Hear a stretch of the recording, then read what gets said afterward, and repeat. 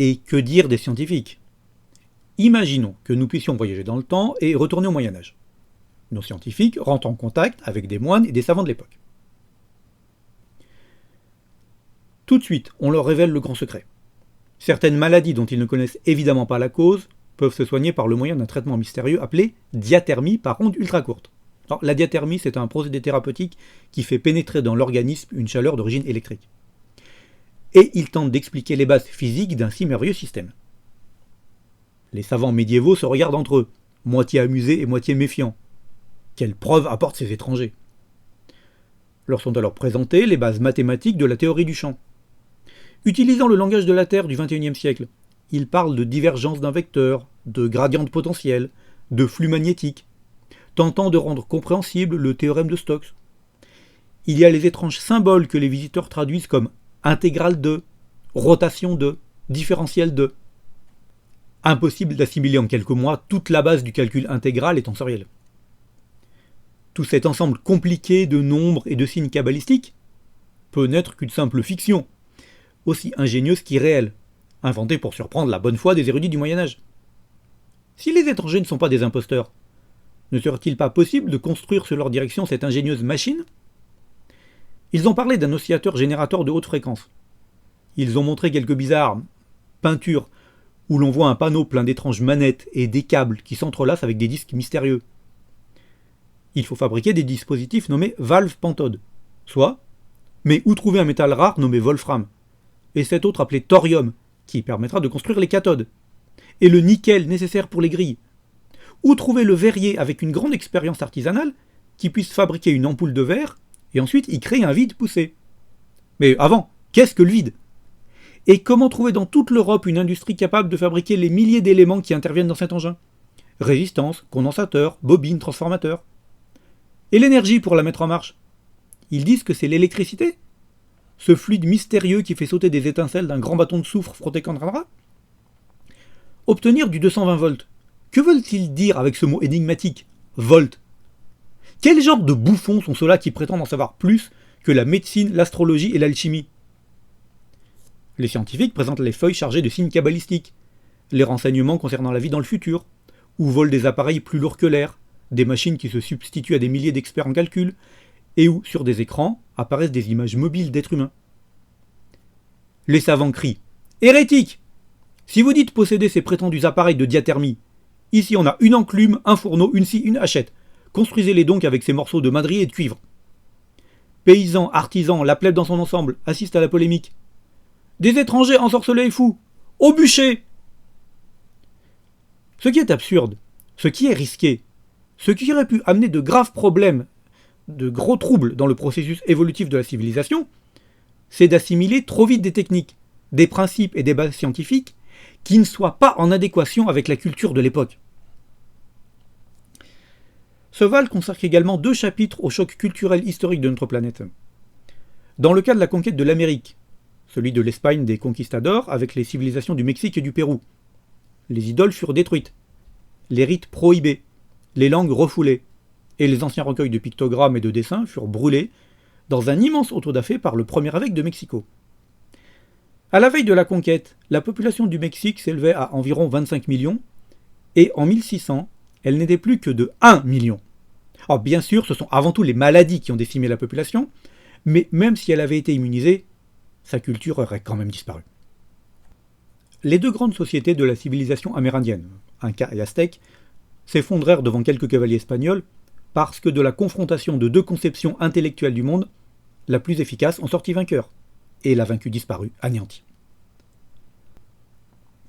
Un autre exemple est constitué par les Indiens d'Amérique du Nord. En 1930, il n'y avait plus que 500 000 Indiens, soit par rapport à la population existante avant l'arrivée du premier colon, une chute vertigineuse de 96%. En présence de 2 civilisations différentes et inégales, la libre circulation des personnes et des biens provoque, chez la moins puissante, une série de transformations sans désavantage. Toutefois, tout espoir n'est pas totalement perdu, car nous avons le contre-exemple du Japon à la fin du XIXe siècle. Il s'agit d'un cas de figure particulier, celui où le choc culturel n'a pas été fatal. Rappelons que le Japon de cette époque était pour ainsi dire encore au Moyen-Âge, mais il a réussi à s'approprier les techniques de l'Occident, non seulement sans pour autant perdre son identité, mais en plus, il a carrément rattrapé le maître. Si c'était à refaire, en admettant qu'on puisse remonter le cours du temps, l'Occident choisirait aujourd'hui de ne pas rentrer en contact avec les populations du continent américain. A fortiori, des extraterrestres munis d'une éthique en avance font de la non-ingérence la condition obligée de leur rencontre avec une civilisation de rang inférieur, susceptible d'être déstabilisée ou absorbée. Bien sûr, tout ceci ne s'applique qu'au code extraterrestre qui serait bienveillant ou neutre à notre égard. S'il nous était hostile, il pourrait nous envahir, voire exterminer, en 2 temps 3 mouvements. Comment pourrait-on espérer lutter contre une race qui aurait, par exemple, ne serait-ce que 10 000 ans d'avance sur nous technologiquement, c'est-à-dire rien à l'échelle cosmique?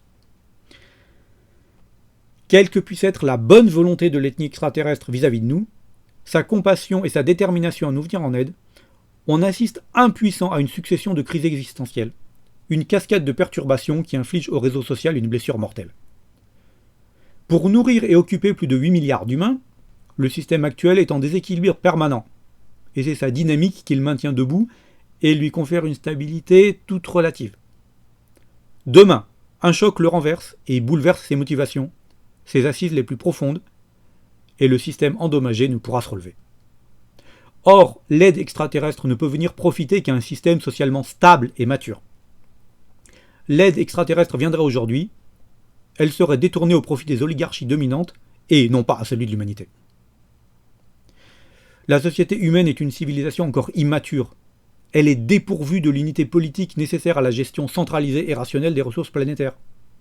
Sa stabilité est remise en cause par son morcellement territorial, culturel, religieux, économique et ses penchants autodestructeurs. Elle puise son énergie des ressources fossiles non renouvelables et met en danger les grands équilibres écologiques.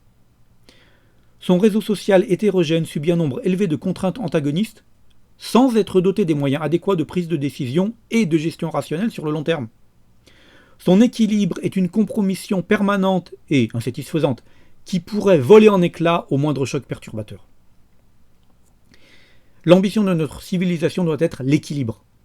Pour l'atteindre, elle devra changer, devenir planétaire et stable sur le long terme. Les instances dirigeantes devront gouverner l'ensemble de la planète au nom de la totalité de ses habitants et au sein d'une union abolissant les conflits et les drames, tels que la malnutrition, l'absence de soins, l'absence d'éducation, l'inégalité sous toutes ses formes. L'argumentation utilisée pour nier l'hypothèse extraterrestre est de dire que si de tels êtres existaient, ils auraient déjà pris contact avec nous.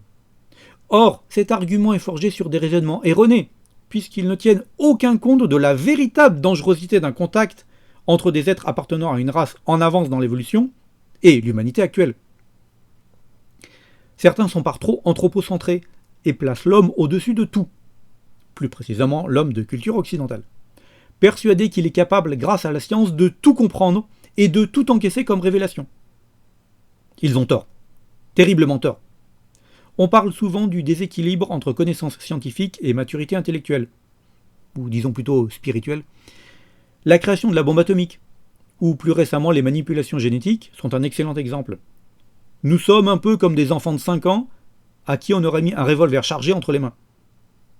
Si, effectivement, encore heureux, certains terriens seraient sans doute capables d'encaisser un tel choc, ce ne serait pas le cas de la majorité. Notre système actuel même est incompatible.